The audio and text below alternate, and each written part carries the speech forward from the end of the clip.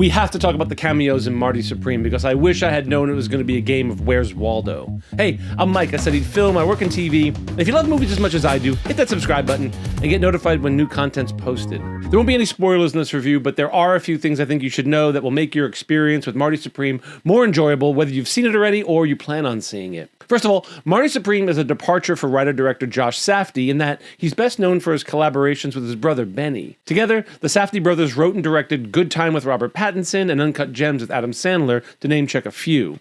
But this past year, the Safdie brothers embarked on solo projects. While Benny Safdie was off writing and directing The Smashing Machine with Dwayne "The Rock" Johnson and Emily Blunt, Josh Safdie was writing and directing Marty Supreme with longtime writing collaborator Ronald Bronstein, who makes one of the many cameos in Marty Supreme. Marty Supreme stars Timothée Chalamet in a somewhat biographical role as Marty Mauser, a talented, yet driven, or maybe even obsessed table tennis phenom looking to become the American face of the already popular international sport. I said it was somewhat biographical, and that's because the story is loosely based on real-life 1950s table tennis champ Marty Reisman, and is probably the best sports movie about professional table tennis ever made. Only professional table tennis movie? Whatever. What makes Marty Supreme stand out is the imperfection of the cast, the anti-Hollywoodness everyone brings to it. Yes, even Timothée Chalamet is portrayed with imperfect skin, sweaty, sporting a gross little mustache. Everyone in Marty Supreme comes across as a real-life New York character from the 50s, except Gwyneth Paltrow, who intentionally is perfection among the imperfect backdrop. And to get the real New York character, you have to hire some real New York characters. So let's talk about who you should be looking out for in the cast of Marty Supreme. As I mentioned, the film also stars Gwyneth Paltrow as faded Hollywood star Kay Stone and Kevin O'Leary as her rich husband. O'Leary is not necessarily an actor. You know him as one of the sharks on the hit TV series Shark Tank. Marty Supreme is his acting debut, and to say he held his own alongside Oscar winner Gwyneth Paltrow and two-time Oscar nominee Timothée Chalamet is an absolute understatement. He's amazing. Rounding out the cast is Fran Drescher as Marty's mother, and Tyler the Creator as Wally, Marty's hustling partner and friend. While Tyler has done some television acting in the past, this is his first movie role, and he kills it too. More faces you may recognize: Sandra Bernhardt as one of Marty's neighbors. I'm not even sure she has a line. Maybe she has a singular line, but it was great to see her face show up. Playing another somewhat major role is Abel Ferrara, a veteran New York indie filmmaker. Ferrara plays a resident of the hotel Marty quite literally crashes at, who later becomes the mark for one of Marty's shakedown schemes. David Mamet makes a cameo as the director of Paltrow's play, and Isaac Mizrahi appears as Paltrow's agent.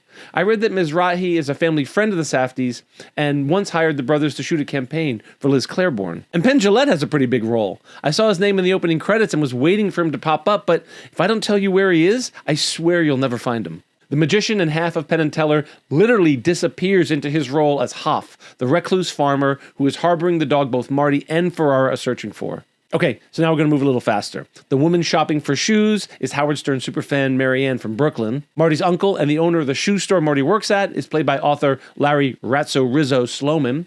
The father-son duo that Marty convinces to make his orange ping-pong ball is New York City billionaire John Catsimatidis. He owns New York supermarket chains Gristedes and D'Agostino's and hosts the Cats Roundtable on WABC Radio in New York, a station he also owns.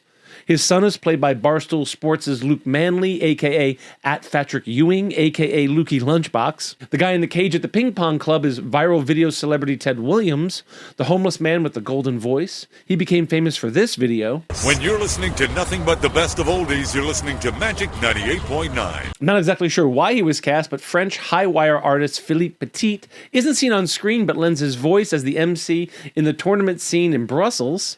Petit was the guy who became famous for his unauthorized high-wire walk between the Twin Towers in 1974, so I guess that's his New York connection. Legendary 1970s basketball player for the San Antonio Spurs, George the Iceman Gervin, is the owner of the table tennis club. NBA All-Stars Kemba Walker and Tracy McGrady appear briefly as members of the Harlem Globetrotters. The former director of music for New York City Public Schools plays Kay Stone's mother, turning Marty away as he attempts to see her at the after-party.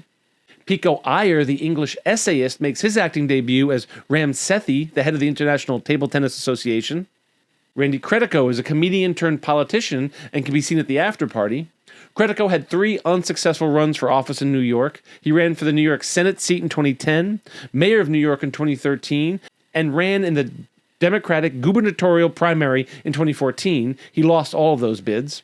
Also at the party, co-screenwriter and frequent Safdie brother collaborator Ronald Bronstein can be spotted. As an aside, Bronstein's wife, Mary Bronstein, wrote and directed a feature this year also. She wrote and directed If I Had Legs, I'd Kick You, starring Rose Byrne. New York rapper Wiki has one line. He says, "Hey Marty," at the ping pong club. And finally, real-life table tennis stars Timo Boll and Koto Kawaguchi play two of Marty's competitors in the table tennis competitions. Boll in an early match, and Kawaguchi playing Marty's Japanese rival, Koto Endo. Kawaguchi is deaf in real life and has won multiple Japanese national deaf championships and competed in the Deaf Olympics. Anyway, it's an amazing cast of characters, and the ragtag group really lend themselves perfectly to the unhinged, only in New York story that is playing out before us. I really enjoyed Marty Supreme and was thinking very highly of it immediately after I saw it, but as I sat with it, I realized how it sort of came apart towards the end. I think the world that Josh Safdie built was so rich and so all-encompassing that I was just enamored with this frenetic charm. It's 1950s New York fervor. It's all sweaty and fast-paced. I have some criticisms, but despite some minor flaws, I think you really have a good time settling into the world that Josh Safdie created with Marty Supreme. The filmmaking is top-notch. Anyway, I think I caught most of the cameos in Marty Supreme, but if I missed any, please drop them in the comments below. As always, film is about community. I'm Mike, and I love movies.